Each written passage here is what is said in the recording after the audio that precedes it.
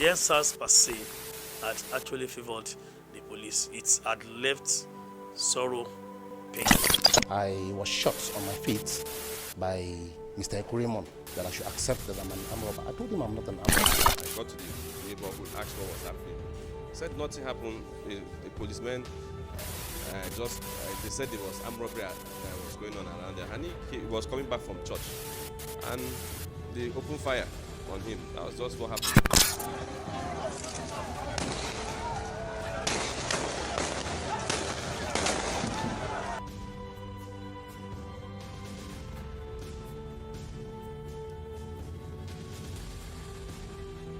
In October 2020, a well-organized peaceful protest under the umbrella of NSAS, which gained international support, was an avenue for young Nigerians to voice their dissatisfaction over bad governance that facilitates the widespread of lack of accountability and misconduct of security officials. Young Nigerians are tired of the extrajudicial killing, torture, and other ill treatment by the operatives of the Special Anti-Robbery Squad unit of the Nigerian Police Force, which had lingered for many years. On the 3rd of October 2020, some operatives of SARS were alleged to have killed a young man from Ughelli, Delta State. This followed an outrage on all social media platforms, after which the protesters stormed the streets in all states of the Federation for weeks to express their grievances and call for the disbandment of SARS. The agitation expanded beyond NSAS and aggravated to rage against bad governance in Nigeria. After it snowballed into a wider protest against bad governance, the authorities announced the suspension of the anti-robbery unit, thereby ensuring a reformed police force. On the 20th of October 2020, the protesters returned to the streets in hundreds, after which a curfew was declared.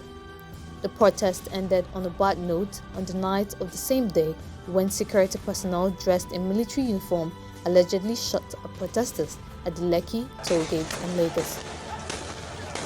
Unverified number of Nigerians were reportedly shot dead and others injured by security personnel. Eyewitnesses said they saw men dressed in military uniform shooting at the protesters. Till today, the Nigerian army have denied having live bullets that night but claimed that the protest was hijacked by hoodlums.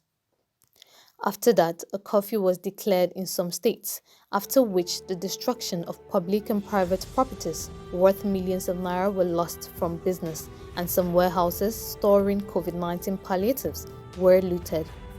The question is, who shot at the protesters? Security personnel or some hoodlums? An online video captured a moment where men dressed in army uniforms were shooting at the protesters. Video of victims killed and injured by these gunshots has also been circulating online. Reacting to the incident, President Muhammadu Buhari has ordered the disbandment of SARS, assuring Nigerians of extensive police reform. He urged the protesters to stop engaging in protests, adding that Nigerians will get justice for police brutality. A judiciary panel of inquiry was also set up to investigate the allegations of police brutality and the tollgate incident. Over the years, compensation has been given to the families and victims of police brutality. Also, 72 police officers have been indicted for human rights violations by the extrajudicial panel. Aside from Nigerians' complaints concerning police brutality and other ill treatment, the reverse has been the case, as there have been reports of citizens brutalizing police officers, especially while carrying out their duties. The reverse is the case now. Before, we used to have police brutalizing Nigerians, and the noise was everywhere. That even led to the so-called violent NSAS in 2020 and the likes.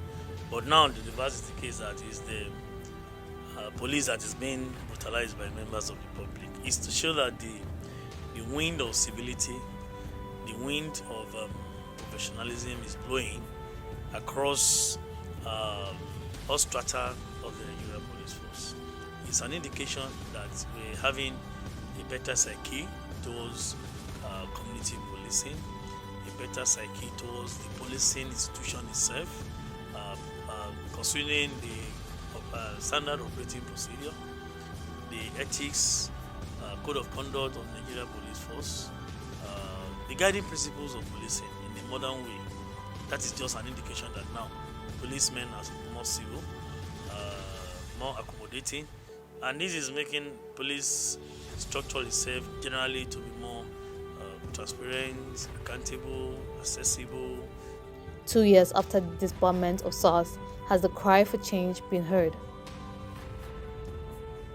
In an exclusive interview with Force Public Relations Officer CP Olumuyiwa Adejobi, illustrating the emergence of an in-depth reform in the Nigerian police force since the Inspector General of Police Usman Alkali Baba came into office. For a very long time, I've not seen cases, or I've not received cases of police slapping, beating members of the public.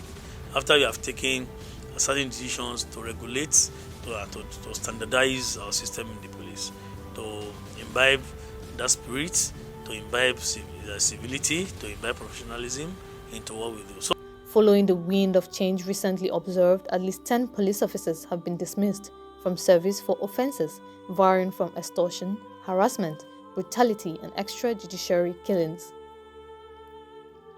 Rootstv went on the streets of Abuja to ask residents about the changes observed in NPF.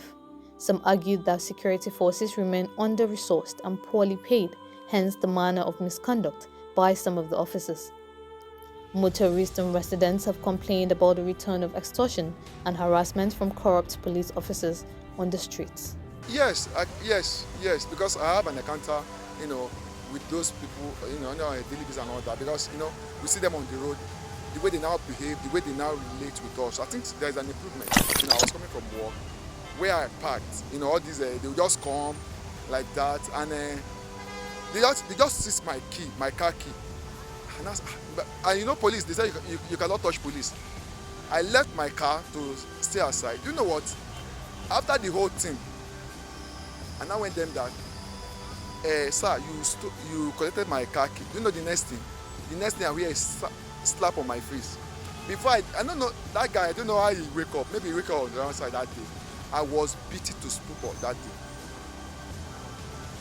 Nobody can come near them.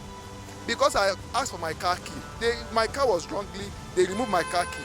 And I went there to collect my car key. The next thing is beating. They beat me that day. I can't forget that day. CSP Olumuyiwa therefore advises security personnel on professionalism while carrying out their primary duties. So the IGIP has been saying this, that don't personalize issues. Be civil in everything you do. We have not given you your hand to slap Nigerians. We issue officers batting, accoutrement they can use while discharging their duties. The law permits that we can use minimum force, which is not quantifiable at this time around, to effect arrest or to discharge our duties. We can't quantify this law, this force, according to provisions of the law. But the fact is, we are giving you official accoutrement to enforce the law, not horsewhip, not ordinary stick, not this turning stick, not horsewhip, not slapping somebody. No, these are unethical to us in the police. If you use batting on someone while trying to arrest or to enforce the law to do something, it is still allowed to an extent in the law. But everything you do, either you're enforcing the law, you want to apply force, it must be proportional in everything you do. It must be commensurable to what you are applying to what that person has done.